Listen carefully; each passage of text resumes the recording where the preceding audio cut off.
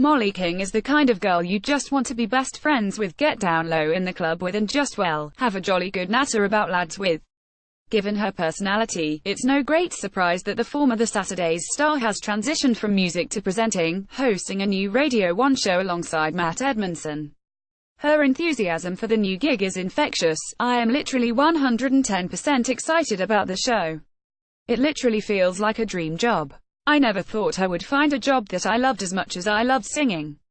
We just laugh all the time. I just constantly have the feeling that my cheeks hurt. However, as we all know, Mollie doesn't just have a face for radio, and here the former Strictly Come Dancing star opens up about her beauty secrets, from her PMA over those down days to her £2.99 go-to beauty product.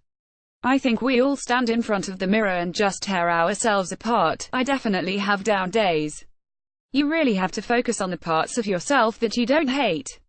Everyone is going to have positives, and everyone is going to have negatives. I really think you should try to focus on the positives, otherwise you can really beat yourself up about things that other people probably aren't even noticing. I think we all stand in front of the mirror and just tear ourselves apart, but we should focus on the things that are really shining through, not even the surfaces things, the things that make you the person you are. The celebrity beauty campaigns, we can't stop staring at. It's good to speak to people about it because you realize that so many people have the same hang-ups and the same insecurities.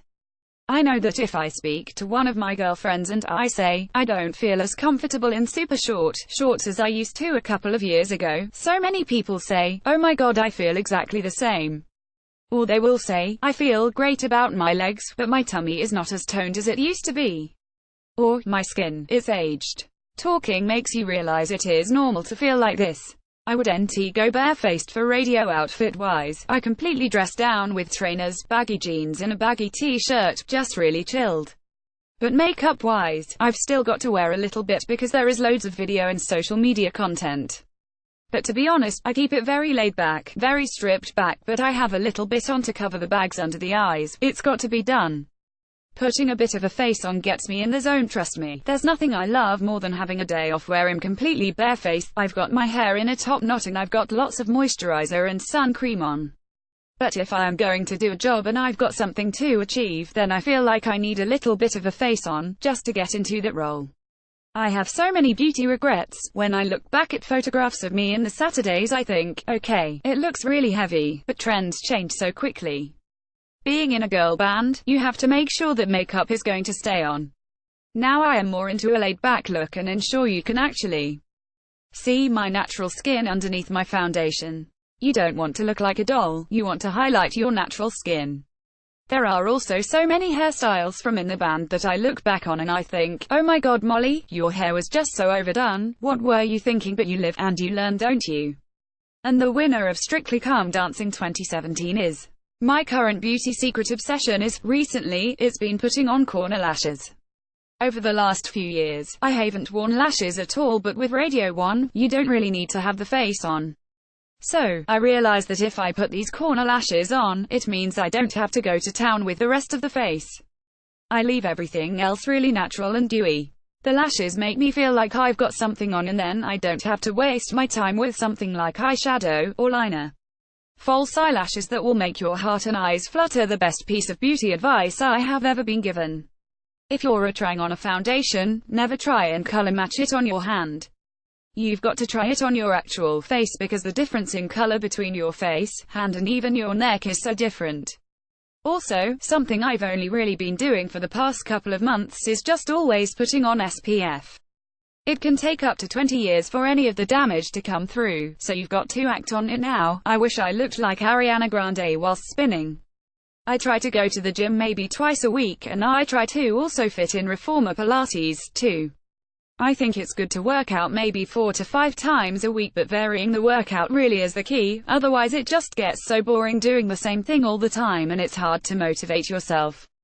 I really want to get into spinning classes and go for that Ariana Grande hair whipping vibe. That would be very far from what I was actually looked like spinning, but it would be my inspiration. The best Instagram pics from the Glamour Awards. A lot of the makeup that I use is very affordable. I love using the Maybelline Baby Lips £2.99 as a lip balm. I also love the Maybelline mascaras. To be honest, if you are looking for a place to save the pennies, I think the place to save it is actually the blushes. I think with things like foundation, it is worth spending a bit more because it's the first thing you see, whereas with blushes, you can get away with being a bit more cheap and cheerful. Filters are giving this a warped version of beauty. I think that there's positives and there's negatives to how social media has affected beauty. Positively, there is so much inspiration out there and you can really follow makeup trends and hair trends on Instagram. But with filters, we all now know how to make ourselves look different. Filters can hide a lot and it's easy to get caught up thinking, oh my god, everyone's skin is flawless. But you have to take it with a pinch of salt. I am obsessed with following Victoria Beckham on Instagram. I love Victoria Beckham.